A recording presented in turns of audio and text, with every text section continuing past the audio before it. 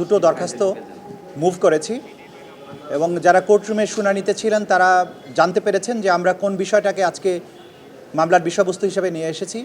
আপনারা জানেন যে বিগত 15 বছরে বাংলাদেশে একটা ভয়ের সংস্কৃতি চালু করা হয়েছিল যে অস্ত্রের মাধ্যমে, সেটার নাম হচ্ছে গুম এবং আরেকটি হচ্ছে ক্রসফায়ার।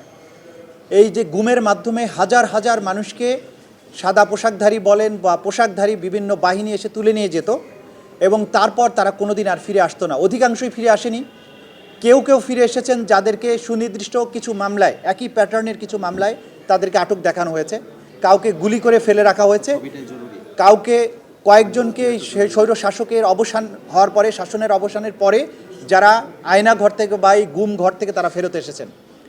এই যে গুমের সংস্কৃতি নামক এক ভয়াবহ সংস্কৃতির মাধ্যমে বছরের পর বছর অসংখ্য মানুষকে গোপন কারাগারে আটক রেখে নির্যাতন, হত্যা এবং তাদেরকে সমস্ত স্বাধীনতা বঞ্চিত করার যে অপরাধ, এটা আন্তর্জাতিক আইনে স্বীকৃত অপরাধ এবং বাংলাদেশের ইন্টারন্যাশনাল ক্রাইমস ট্রাইব্যুনাল আইনের অধীনেও এটা একটা মানবতা বিরোধী অপরাধ।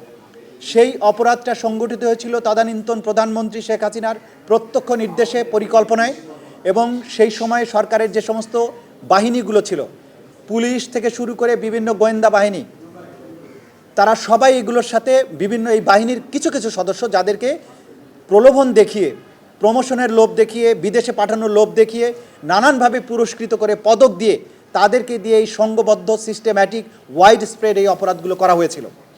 যেহেতু এই অপরাধগুলো একটু ডিফারেন্ট নেচারের, গণহত্যার অপরাধের চেয়ে, এই জন্য আজকে ডিফারেন্ট একটি মামলায় তাদেরকে আমরা গ্রেপ্তার দেখানোর জন্য আবেদন জানিয়েছিলাম। এর মধ্যে সাবেক প্রধানমন্ত্রী শেখ হাসিনা, তার তদানীন্তন নিরাপত্তা উপদেষ্টা তারিক সিদ্দিকী, তদানীন্তন আইজিপি বেনজির আহমেদ সহ বিভিন্ন সংস্থার মোট 12 জনের বিরুদ্ধে আজকে আমরা গ্রেপ্তারি পরোয়ানা জারির জন্য আবেদন জানিয়েছিলাম। আদালত সেই গ্রেপ্তারি পরোয়ানা জারি করেছেন এবং এদের মধ্যে একজন মেজর জেনারেল বরখাস্তকৃত জিয়াউল হাসান, যিনি কারাগারে আটক আছেন, তাকে প্রোডাকশনের জন্য আদেশ দিয়েছেন। আগামী 12 ফেব্রুয়ারি তাদেরকে এই আদালতে গ্রেপ্তার হওয়া মাত্র তাদেরকে প্রডিউস করতে হবে। আগামী 12 ফেব্রুয়ারি এই মামলার পরবর্তী দিন ধার্য করা হয়েছে, যেদিন যদি তদন্ত রিপোর্ট আসে, তদন্ত রিপোর্ট দাখিল হবে অথবা এই গ্রেপ্তার সংক্রান্ত রিপোর্ট দেওয়ার জন্য আইন শৃঙ্খলা রক্ষাকারী বাহিনীর প্রতি নির্দেশ দিয়েছেন। স্বাস্থ্যকর অল টাইম ফ্যামিলি কেক, সব সময় অল টাইম হেলদি লাইফ। আমরা আপনাদেরকে একটা জিনিস বলতে চাই যে আমরা বারবার বলে এসেছি যে এই জুলাই আগস্টের বিপ্লবের পরে বাংলাদেশ যে নতুন অধ্যায়ে প্রবেশ করেছে, সেই অধ্যায়ের এই সরকারের, এই জাতির কাছে, এই সরকারের কাছে যে সবচেয়ে বড় প্রত্যাশা, সেটা হচ্ছে এই সমস্ত ঘৃণ্য মানবতা বিরোধী অপরাধের বিচার করা। এবং আমরা বলেছি 2025 সালটাই হবে বিচারের বছর।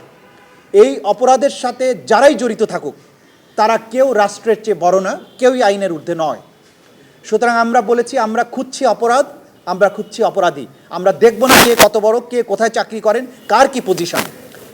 নিরপেক্ষ এবং সুষ্ঠু তদন্তের মাধ্যমে যারা অপরাধগুলো করেছেন, যারা এই দেশের জনগণকে এইভাবে নির্মম হত্যাযজ্ঞের মতো জায়গায় নিয়ে ফেলেছেন, যাদেরকে গুম করে রেখেছেন বছরের পর বছর, 8 বছর 9 বছর, অধিকাংশের ফ্যামিলির যাদের স্বজনেরা ওইভাবে তুলে নেওয়া হয়েছে, তারা কখনো আর ফিরে আসেননি।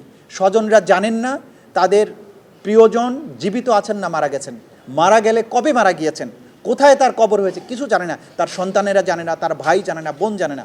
এই যে ভয়াবহ সংস্কৃতি চালু করা হয়েছিল, এর একটা নিষ্পত্তি হতে হবে বাংলাদেশে। এবং নিষ্পত্তির সবচাইতে ভালো উপায় হচ্ছে একটা সঠিক, সুষ্ঠু, নিরপেক্ষ ন্যায় বিচার।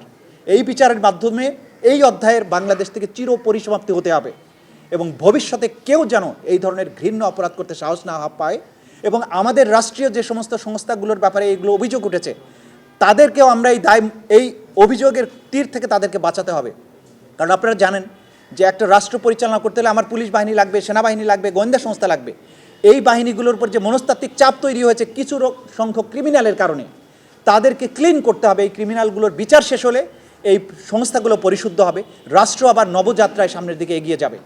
এই অনুভূতির থেকেই আমরা এই বিচারকে প্রায়োরিটি দিয়েছি এবং আজকে এই বিচারের জন্য আমরা প্রাথমিক কাজটা শুরু করেছি। গ্রেপ্তারি পরোয়ানা জারি হয়েছে এবং আমরা খুব দ্রুতই চেষ্টা করব, দ্রুত বলতে তাড়াহুড়ো করে নয়, যতটুকু সময়ের প্রয়োজন সুষ্ঠু এবং নিরপেক্ষ তদন্ত করে প্রকৃত পারপিট্রেটারদেরকে আইডেন্টিফাই করতে ততটুকু সময় আমরা নেব এবং তাদেরকে এখানে উপস্থিত করার মাধ্যমে আন্তর্জাতিক স্ট্যান্ডার্ড, দেশীয় স্ট্যান্ডার্ড, মানবাধিকার এবং বিচারের সকল স্ট্যান্ডার্ড মেনটেন করে এখানে যাতে একটা বিচার করা যায় সেই জন্য আমরা কাজ করছি এবং আমরা এটা করব। এটাই আজকের দিনে আপনাদের জন্য আমাদের পক্ষ থেকে মেসেজ। কয়েকজন সেনা কর্মকর্তা আছে, বিভিন্ন বাহিনীর আছে, নট অনলি সেনা কর্মকর্তা, এখানে প্রধানমন্ত্রী আছে, তারপরে তার নিরাপত্তা উপদেষ্টারা আছে, তারপরে বিভিন্ন বাহিনীর বিভিন্ন পুলিশের কর্মকর্তা ঊর্ধ্বতন আছে। আমি নাম কয়েকজনের বলেছি, যেহেতু বাকিদের নাম আমি বলছি না, কারণ আমাদেরকে গ্রেপ্তারি পরোয়ানাটা জারি করা অর্থাৎ এটাকে কার্যকর করার জন্য ব্যবস্থা নিতে হবে। আমরা যদি সবার নাম বলি, এখানে তো আছে প্রধানমন্ত্রী আছে, সব মিলিয়ে 12 জন প্রধানমন্ত্রী আছেন, বিভিন্ন বাহিনীর লোকজন আছেন। কাজে কে সার্ভিং না অসার্ভিং এই বিষয়ে আমরা কোনো বক্তব্য রাখছি না। এটা যখন গ্রেপ্তার করে আসবে তখন আপনারা বুঝতে পারবেন। সম্পূর্ণ বিচার করা সম্ভব। আমরা বলেছি 2025 সাল হবে বিচারের বছর। দ্যাট ডাজ নট মিন যে সব কিছুই 2025 সালে সমাপ্ত হয়ে যাবে। আমরা প্রসিকিউশনের পক্ষ থেকে কোনো মামলার সুনির্দিষ্ট সময়রেখা ঘোষণা করতে পারি না। আমরা যেটা পারি, আশাবাদ ব্যক্ত করতে পারি, আমাদের তদন্ত সংস্থা দিনরাত কাজ করছেন, আমাদের প্রসিকিউশন দিনরাত কাজ করছেন, জাতি বিচারের জন্য অপেক্ষা করছে। কিন্তু বিচারের অপেক্ষার জন্য আমাদের উপরে কোনো চাপ নেই। আপনাদেরকে খুব ক্লিয়ার করে বলি যে আমাদের উপরে কোনো চাপ নেই, আমরা স্বাধীন এবং নিরপেক্ষভাবে কাজ করছি। এই বিচারটাকে সুষ্ঠু করার জন্য যতদিন সময় প্রয়োজন ততটুকুই সময় নিব, একদিনও বেশি নেওয়া হবে না। তবে আপনাদেরকে আগেও যেটা বলেছি যে আমরা চাই সম্ভাব্য দ্রুততম সময়ের মধ্যে এই সীমাহীন যে বর্বর অপরাধ সেগুলোর বিচার সমাপ্ত হোক। 2025 সাল আমাদের টার্গেট। তার মানে এই নয় যে সমস্ত আইন ভঙ্গ করে একটা নির্দিষ্ট সময়ের মধ্যে আমরা জোর করে একটা কিছু করব, তা নয়। নিরপেক্ষ সুষ্ঠুভাবেই হবে, কিন্তু একদিনও ডিলে করা হবে না, এটা আপনাদেরকে আমরা বলতে পারি। আজকে যে অর্ডারটা দিয়েছে এটা কয়টা অভিযোগের ভিত্তিতে? অভিযোগ আমাদের কাছে তো অনেক অভিযোগ এসেছে, সবগুলোকে একসাথে করে মোটা দাগে আমরা একটা মামলা আজকে দায়ের করেছি। আমাদের অন্য মামলায় গ্রেপ্তার আছে, অথচ আমাদের এখানকার আসামি যারা ছিলেন অতীতে তাদের সবাইকে গ্রেপ্তার দেখানো হয়েছে। টুকটাক 2-1 বাকি থাকতে পারে, এটা আমরা একটু ক্রস চেক করে দেখব। যখনই আমরা জানতে পাচ্ছি যে আমাদের এখান থেকে যাদের বিরুদ্ধে গ্রেপ্তারি পরোয়ানা জারি হয়েছে তারা অন্য কোনো মামলায় গ্রেপ্তার আছেন, অথচ আমাদের মামলায় গ্রেপ্তার দেখানো হয়নি, আমরা ইনফরমেশন পাওয়া মাত্রই তাদেরকে এখানে গ্রেপ্তার দেখানোর ব্যবস্থা করার জন্য কোর্টের কাছে আবেদন করছি, যেহেতু গ্রেপ্তারি পরোয়ানা তাদের বিরুদ্ধে অলরেডি আছে। সুতরাং আমার জানা মতে এখন পর্যন্ত এরকম কেউ নেই যাদের বিরুদ্ধে গ্রেপ্তারি পরোয়ানা আছে অথচ জেলে থাকার পরেও তাকে শোন অ্যারেস্টেড করা হয়নি, এরকম নাই। তবে যদি 2-1টা এরকম পেয়ে থাকি তাহলে আমরা তাৎক্ষণিক ব্যবস্থা গ্রহণ করব।